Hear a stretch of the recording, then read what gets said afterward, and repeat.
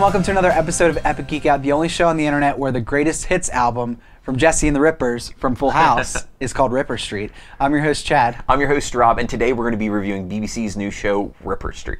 As always, you can check us out over at Twitter, at Epic Geek Out. Also, make sure you subscribe to our YouTube channel. Like us on Facebook, facebook.com/epicgeekout, and also check out the website, www.epicgeekout.com. But let's get into our review of Ripper Street.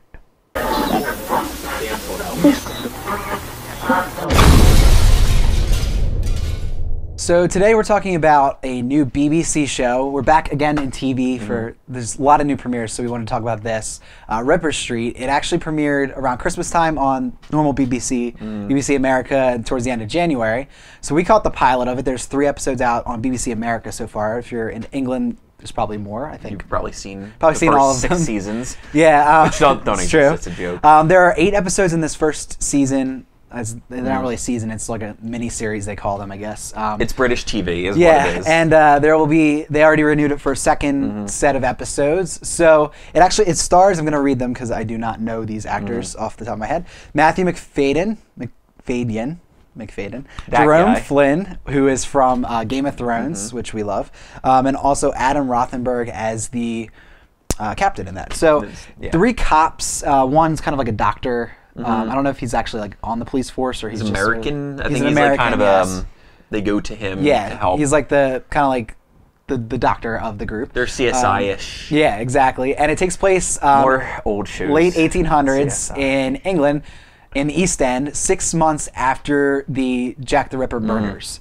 So this first episode kind of focuses on a murder that looks a lot like Jack the Ripper. They think he's back, but then they find out, it's kind of the newspaper's trying to play it up and all this crazy stuff. Turns out that it's actually just the first snuff film, really. Yeah, it's awful. Yeah, kind of interesting plot. And each episode is going to take a different crime, so it's sort of like a procedural in the 1800s. Very similar to Copper, which we also reviewed.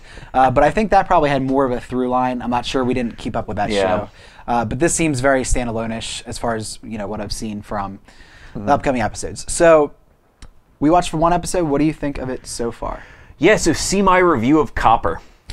It's so. I mean, I know that each take place in the different, different areas. One's in America, one's in England. Yeah. Around the same time period though. Like that was 1860s is 1880s. The sets could have been the exact same. The feel was music even so similar. The kind of how the cops go a little further than what they would. Right. Dude gets stabbed with a sword straight through. I didn't really, it just seemed so similar to that, which I already saw and didn't stick with, that I just don't see myself sticking with this. I like the concept of Jack the Ripper, but it didn't really, the first episode didn't even give it any play. I don't think it's really even gonna be about that, and so which is crazy. It has like the tension that, they could return, people, the frenzy that it has caused before, but it didn't have anything to really do with it. I felt kind of misled, and it took some turns that I was just like, they're going here really, like, is this what they're trying to do? And how they kind of introduced new technology, which you've kind of seen before with like the Sherlock movies and things like that. But it was like, wah, wah, yeah, it's a video game, and then just the whole like, get the doctor in, and they're gonna be able to tell these, do like what Dexter does, they're cut from here, and like we even did Copper do. Wasn't our big problem with Copper? It was that our they had big like problem. A crazy like doctor. Yeah, African American. And when our CSI labs like in real life kind of don't work that well, and they're working that well in the past. I also had a problem understanding some of the. I did too. Some of the language, and also just the through lines of what characters were supposed to be working with what, and what even this guy's job was. Like the older dude with the cool beard. I was like, what? I mean, he's like the police chief. Yeah, and I just didn't.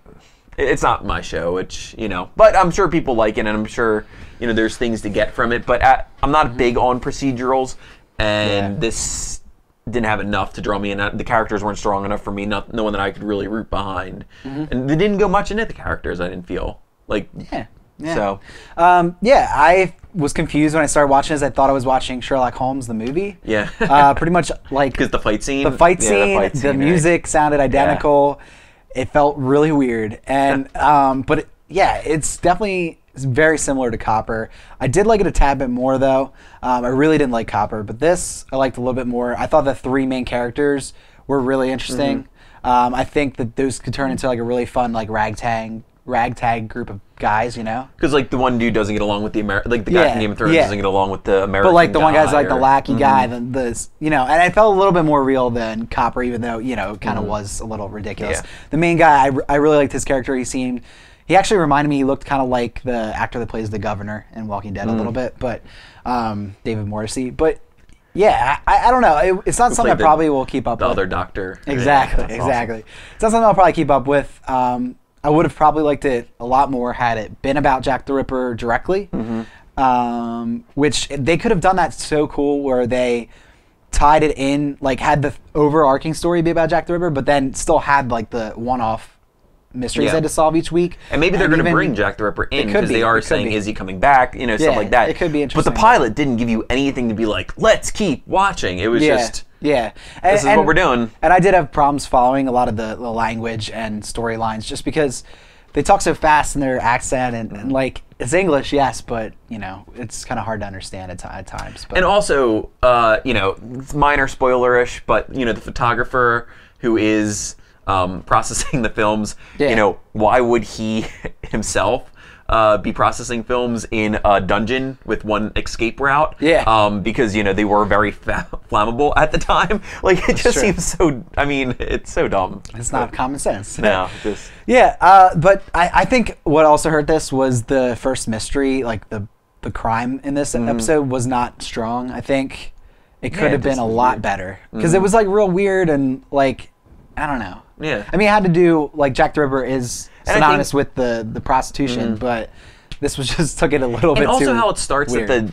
that they're leading like kind of a ghost tour thing of like Jack the Ripper's famous sites, which you know they do that stuff now, but I didn't think that was something that people you know did but you know again.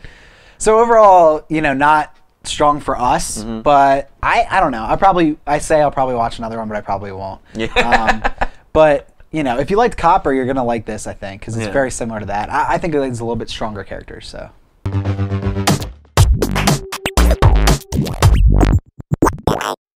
So it's time to give our thanks for some more geek stuff. Rob, what's your thanks today? I'm going to thank a book that I am currently reading. It is by Chris Hardwick, and it's called The Nerdist Way.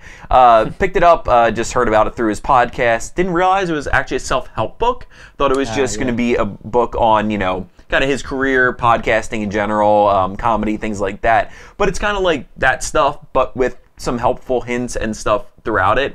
I mean, it's written simply to people who would listen to the Nerdist podcast. I mean, it's he talks about just us in general, and nerds. You know, it really wouldn't branch out to. I don't think you could give this to a stranger and just say read this, and they would really pick up on things because it's packed full of references. You know. Jokes in like parentheses at the end, you know, just things like that. But you know, I fall into that niche, so I've been enjoying it. I'm like halfway through it, and again, you know, just picked it up from the library and you know, enjoying the read. So you know, check that out if you're looking for just something to read, you know, a couple pages of here and there, and I've enjoyed it. How about you? What are you thankful for today? As a tribute to Walking Dead, which returned this past week, I didn't think we were allowed to mention Walking Dead anymore. Well, I'm not going to thank Walking Dead at all because we've thanked it so many times. Love that show. But yeah, I'm going to thank a game, an app for the iOS. It's called Zombie Tsunami, and it's fun. Basically, you start as one like the zombie. waves in the World War Z trailer of zombies? A little bit, yeah. You start as one zombie. It's one of those continuous run games. And then you can eat people, and then they turn into zombies, so then you get more zombies. Okay. And you're basically like just running, and you try to gather more zombies. But then you got to avoid obstacles, and one How do you zombie... eat while running? That's dangerous. Your mouth automatically eats people. Okay. And then like you'll come across a car, and you need to have 4 zombies in your tsunami to push the car and get through. And then there's buses, and you need 8 zombies, tanks, they're like 12. And then like you can get cool like power-ups. One of them is a tsunami, and it's a fun game. And you know, I've downloaded so many of these games recently, but this is one that stuck out to me, so I thought I'd mention it. It's free too, so that's even better. That's good. So check it out. Like always, please subscribe. Find the button that is somewhere around this video and click it. Thank you. I appreciate that. Yep, and also comment too below if you want us to talk about anything on the show, or you know, your comments on Anything. Ripper Street, if you saw it. Yeah, if you liked disagree, it. that is fine. Just don't be mean. It's rude. So we'll be back next week with some more episodes for you. But thanks for watching this episode, and have a great weekend.